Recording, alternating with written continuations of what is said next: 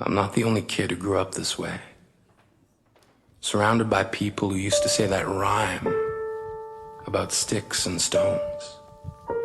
As if broken bones hurt more than the names we got called, and we got called them all. So we grew up believing no one would ever fall in love with us. That we'd be lonely forever.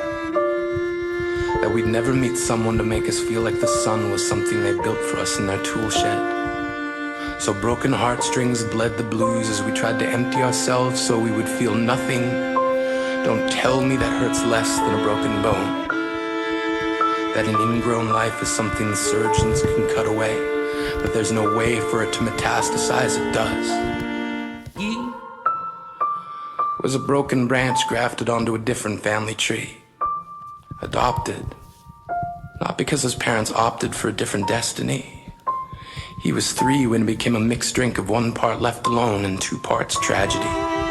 Started therapy in 8th grade. Had a personality made up of tests and pills.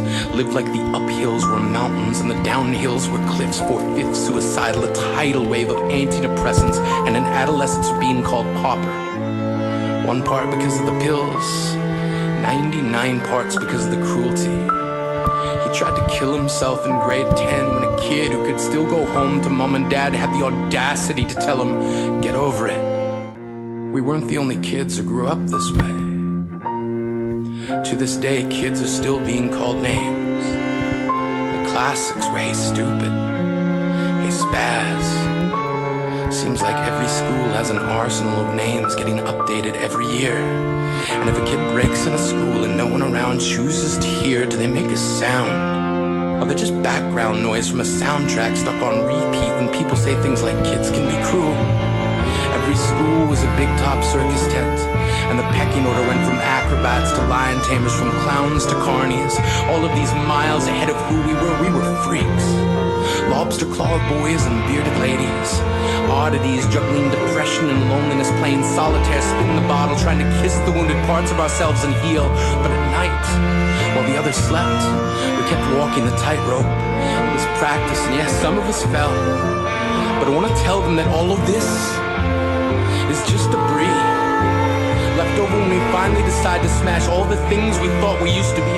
And if you can't see anything beautiful about yourself, get a better mirror. Look a little closer. Stare a little longer. Because there's something inside you that made you keep trying despite everyone who told you to quit.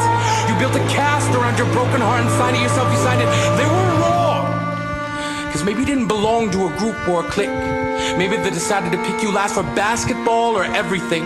Maybe you used to bring bruises and broken teeth to show and tell but never told. Because how can you hold your ground if everyone around you wants to bury you beneath it? You have to believe that they were raw. But our lives will only ever always continue to be a balancing act that has less to do with pain and more to do with beauty.